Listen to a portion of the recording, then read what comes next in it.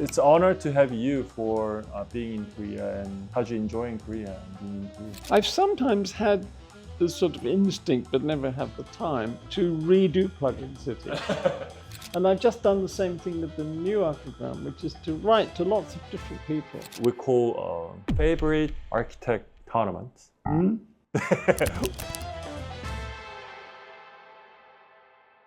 Hi channel, this is Juan from Architecture Recipe. Today I invite one of the most well-known significant architect and theorist, one who invent one of the member of the Archigram, Knight Peter Cook. Welcome to join us. Thank you.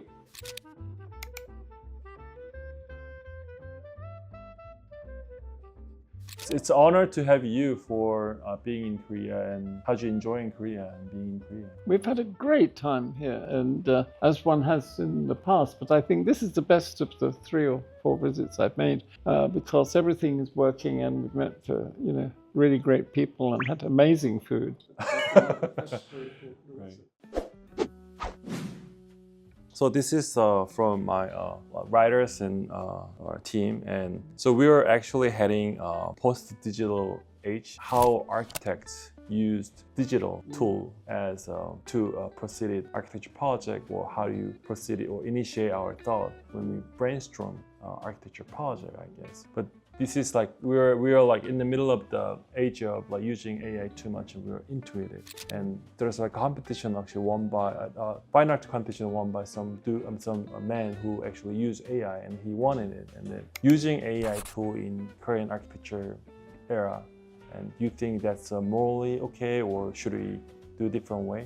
No, I don't think it's immoral. I mean, I think it's like all things that.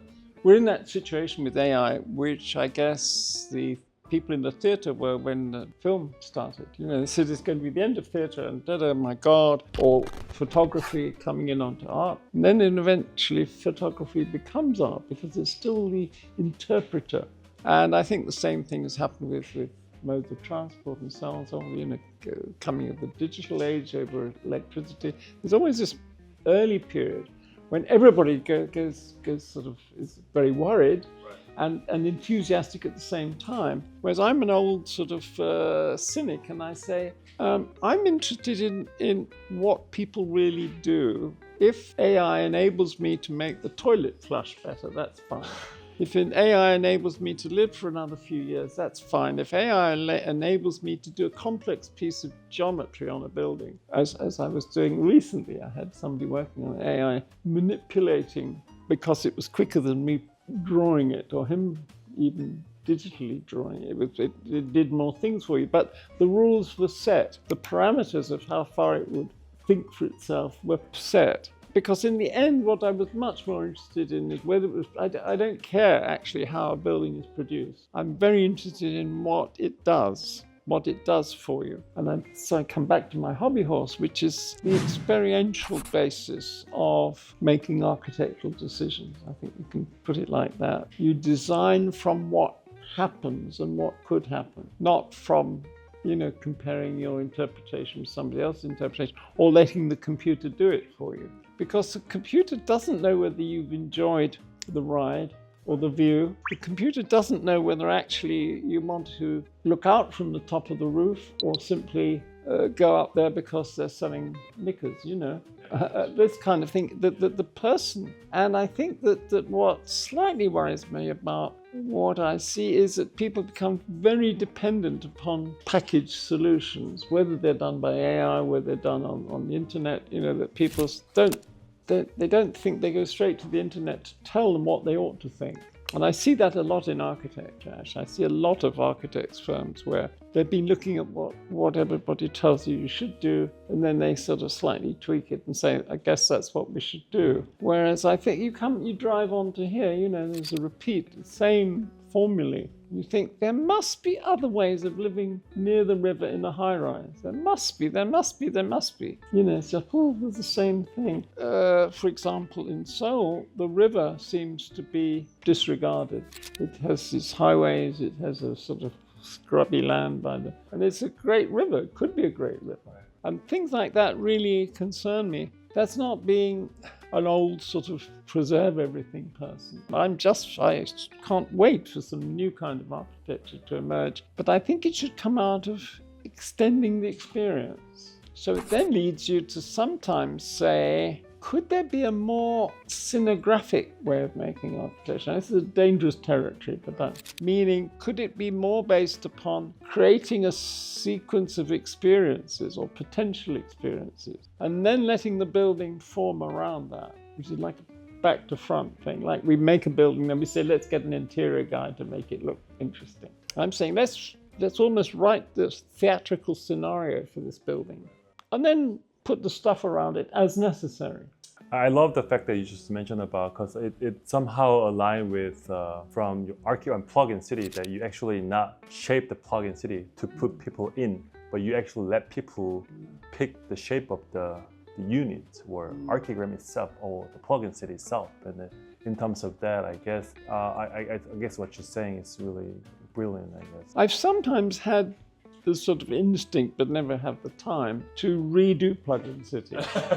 And it would look very different. I mean, I think it would still have some kind of megastructure. Probably now I know much more about it. I've worked with a lot of very good engineers in the years in between. I'd know more about the engineering, or I might round up one of my engineer friends to work on it. And I think the interpretation of the idea would be very different. That my criticism of the old plugin city is that it's too consistent. It was talking about inconsistency, but if you look at it, it's still very consistent. The capsules are the same capsules, whereas actually they shouldn't be.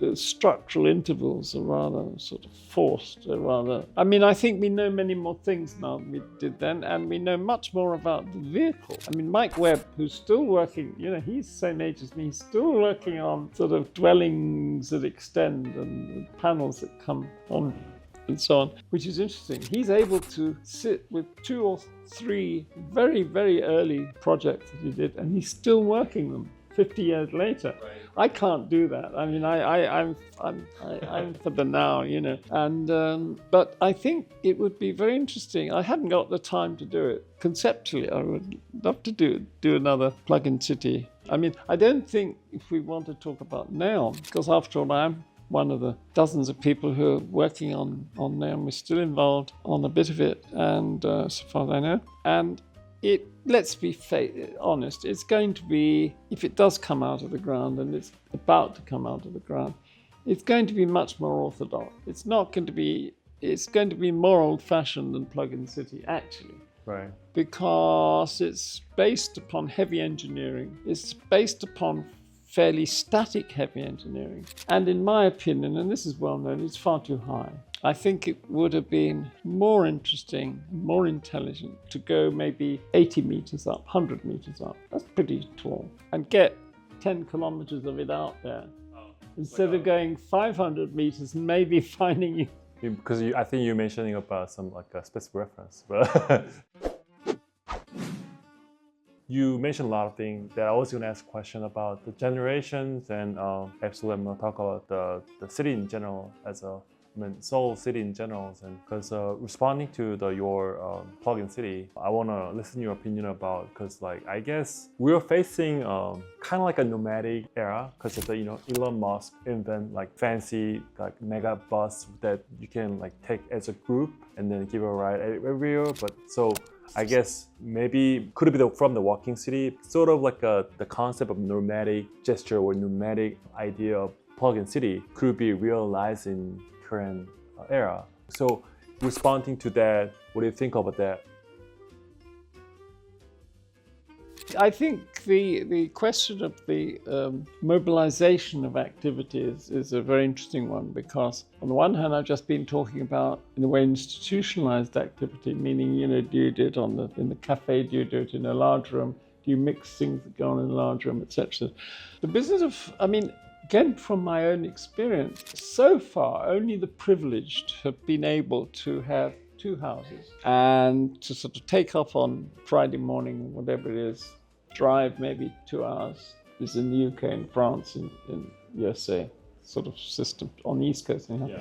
And you drive into Connecticut, or you drive into East Anglia in England, or you drive into the Loire Valley or something in France, and you have another place, and you take your laptop with you, maybe, yeah, I guess you do, and you have a few books down there, so that you know, but you take yourself with you, and the organization has to put up with it. I think this, though, is more fundamental. Is there a kind of caravan notion of the town? Now that we've talked about, that was sort of later stages. After Plug-in City, I did a thing called Instant City, then I did a sort of traveling show. I mean, really based on our own experience of traveling with the lectures and so on.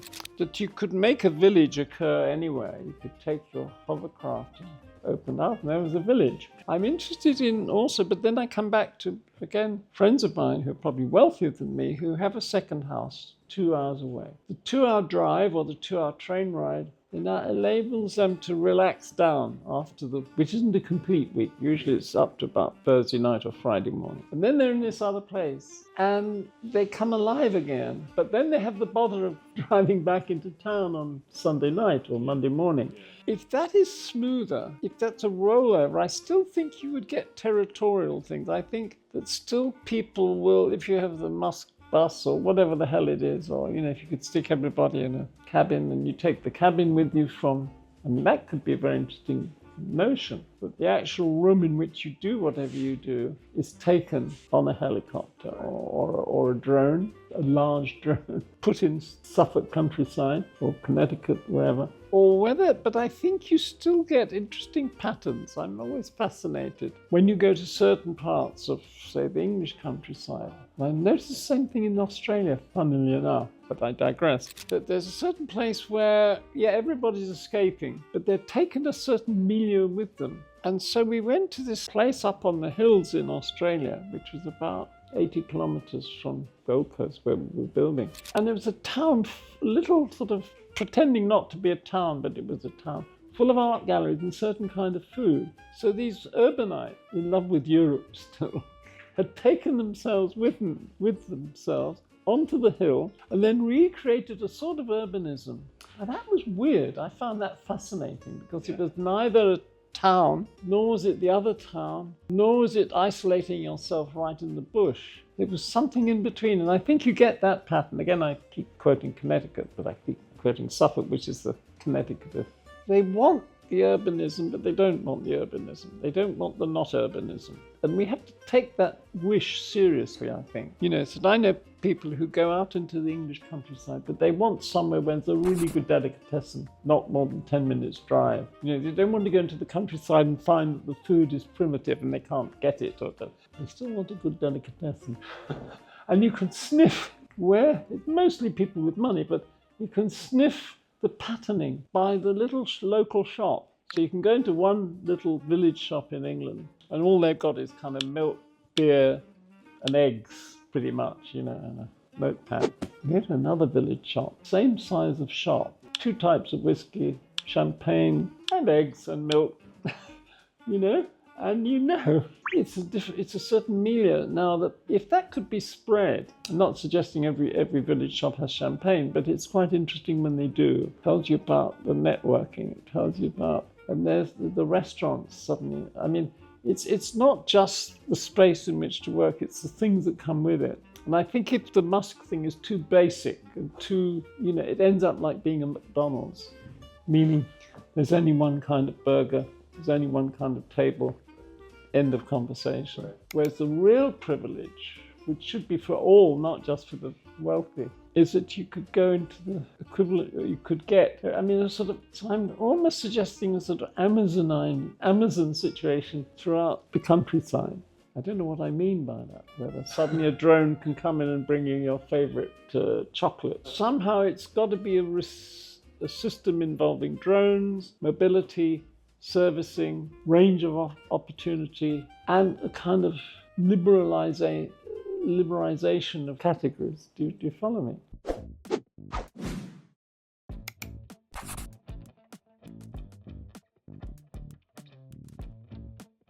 Well, I mean, what I have to report is it's maybe a bit worse, but it's very parallel.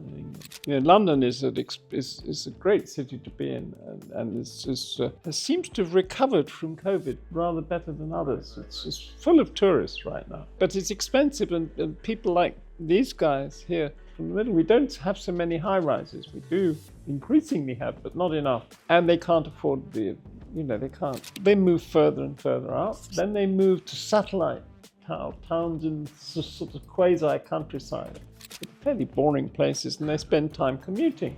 It's no different. And the birth rate, we have a eccentricity, I think, which is to do with the fact that we've taken a lot of immigrants. Now that's a highly contentious issue, but they breed faster than we do. So the population is still going up, but the guys who are actually populating are probably they're immigrants. They're from the Indian subcontinent, they're from Nigeria.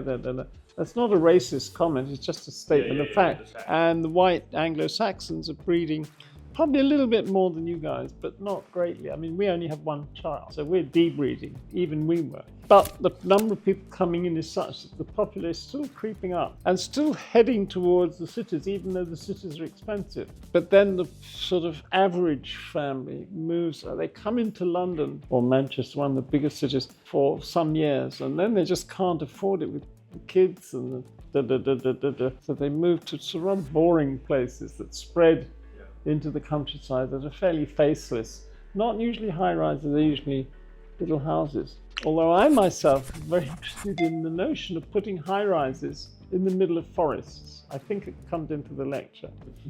I thought, because I had a funny sideways thing. There's part of England that is one of these preferred areas which has a lot of medieval churches with towers. Now, the reason was it was in medieval times it's one of the wealthiest parts of Europe. They had wool, and they exported wool to the rest of Europe, and they had a lot of money, and they built these churches, beautiful churches, really disproportionately beautiful. And you get these towers that poke out of the forest. I thought, hold on, if they can have these church towers poking out of the forest, how about high-rises that have people in them? Instead of building these villages, these sort of boring villages with noddy houses just eating up the trees, and so you get these villages that have a sort of twice as big village attached to them. It's really boring. Why not put a few high-rises in the forest, and so that when the village expands, it just expands by a building, keeps the village okay. Which is a sort of slightly fascist idea, maybe. Yeah. But I notice there's another pattern I've observed, which is in my wife's country, which is Israel, and also in the area around Frankfurt, Germany. They have small towns. Both of the places have little sort of towns of about 8,000 people, often surrounded by countryside, isolated and linked, closely linked. Not saying that's a better solution, but it's a different solution from what you have or what we have, which is this thing of small, usually there are about 8,000 people, why I don't know, with some high rises. 8,000 people there, a few kilometers, 8,000 people there, a few kilometers, 8,000 people there. And her country does it, and Frankfurt does it. Now, why it proliferates in those two places, I don't know. But it's very interesting. Again, this comes from my own personal observation. There are other models from spread of low-lying housing, pretending it's a village, but it's actually a nothing. It's just houses and trees. Yeah.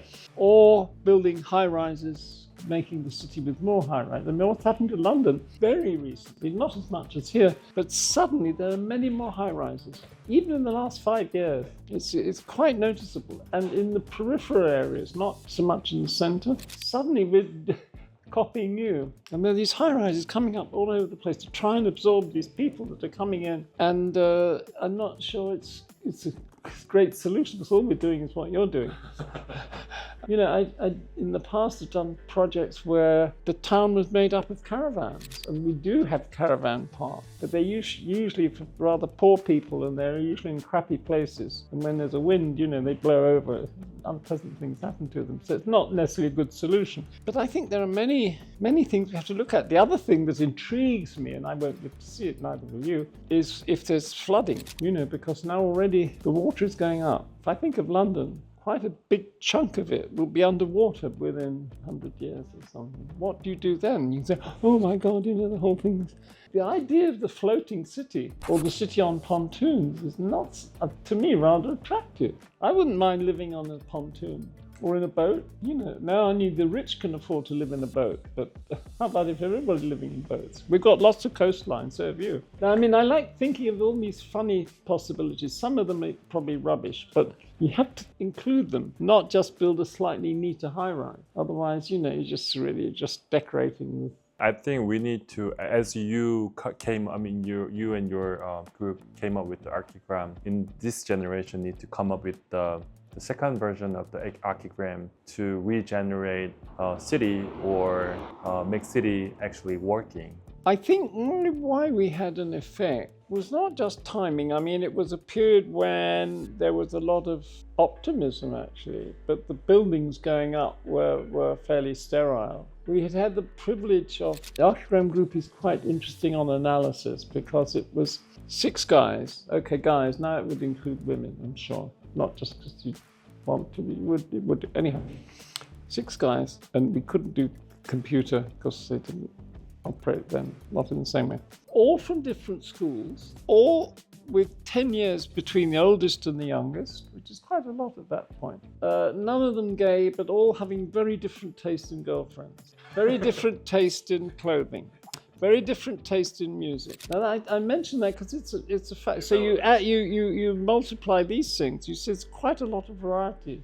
I was part of this slightly younger group. Then was the older group who built buildings, and we'd come out of interesting schools, and there was all this boring stuff going on, and it was a sort of protest in a way. And a discussion, we said, well, let's talk about it. And then the second time round, we simply wrote to people who interested us, and they became our friends. It grew from, and I've just done the same thing with the new Akigram, which is to write to lots of different people. Some of whom I know well, some of whom I hardly know at all, of different ages, different places. And they're all putting stuff in. It's really like to say to everybody, these guys are interesting, now find out more about them. It's really just it's a sort of networking thing. And then we'd break up and do then a large number would do a competition. Then one would do something else, and a couple of us would do an exhibition somewhere. But there were always different pressures. And then we all became teachers. Basically our day job for some years was teaching. And that raises a whole interesting thing, because then you get swathes of people like we're talking about Graham Shane and so on that have been around extending certain ideas, contradicting other ideas, and then you find certain. Certainly there was a few pockets which were more than other places interesting. Austria, Tokyo, West Coast. They were the 3 places that we had contact with, and the contact continued for a very long time, even to now almost. And once you knew that there were these allies in other places, it gave you more power, So you brought the allies into the magazine, and then it evolved. And then we were lucky, David Green was taught by Buckminster Fuller for a month only, but none. And then later we all met Buckminster Fuller. I was taught by Peter Smithson, right? And Ron Heron had links. His teachers had links into Berlin of the 20s, avant-gardists from there. So we weren't completely, it wasn't all coming from books, it was also coming from our own teachers who we knew. And that helped. We felt we were part of something. So when Archigram came out, in a way it was in direct reference to Bruno Taut's Frühlicht magazine in the 20s. And we also had the advantage of a very important critic called Rainer Banham, who lived across the street from me by pure chance and was trumpeting our stuff in America. So we connected through to key people in America via him. So we were very lucky. There were certain logistic things that were very lucky. And it is because if you're in a fairly elite school where everybody comes through, you go and hear Gropius, you go and be taught by Smithson, you go and have Banham as your critic. These guys, and everybody came through. I remember seeing Nervy just sitting in the bar, there he is. You take Bucky for lunch in the school, not as if these people are historical. And then through Banham, I met the Eames, I met Fiona Friedman, everybody everybody from the States. Kenneth Frampton as well. Yeah, sure. He was a few years up ahead of me, 6 years up from me. All these people, they were just around. I think it makes a difference from just reading about it in a book, because you felt if you had to do something, you had to do something. You know, to take any notice of you had to do something. You couldn't just sit there like that. I think that's important in a funny way. I think you have a really lucky generation that you... Well, I think historically there's a thing that does interest me very much about what happens to a syndrome at a moment in time in a certain place. Historically, you can go back to like the guys around Trout, the Fröhlich people, who after the First World War, when Germany was thumped, but they were eager to do something. You get Vienna in the period, say, from about 1910, 1920, all these guys, you know, were around Loos and all, you know, the whole people after Otto Wagner, all his people, Ulbricht, and all those guys, and then the Kandinskys, all these characters knew each other and were, you know, Schoenberg did paintings, for Christ's sake. You know, Wittgenstein did a piece of architecture. I mean, it's all that syndrome. It's interesting.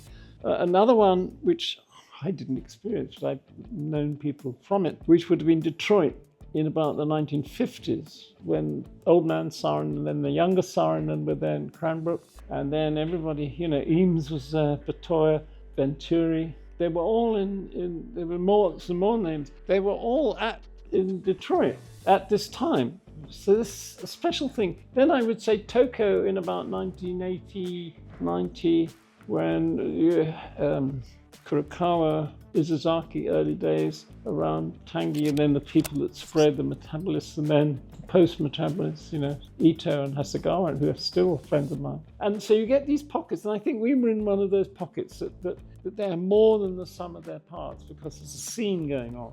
Now here you get, historically, you almost plot these sceneries, and you're lucky if you happen to be in one of them. Unlucky if you're not. Yeah, I'm lucky. Next, we need to keep like following our schedule. As I mentioned, this is not only informative channel, but also we have a little slight of entertainment time for you and for everyone. We call favorite architect tournaments. We're gonna challenge you a little bit. Maybe you're gonna have a hard time.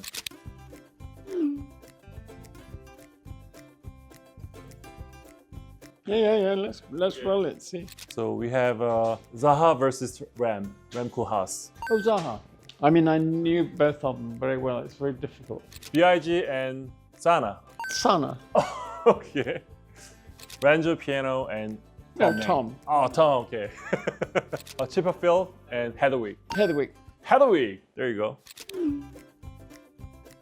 Okay, we have Zaha and Hedwig. Zaha. Oh, Zaha. So we have Tom Main and Sana. Tom. Oh, okay. Final round, Zaha versus Tom Main.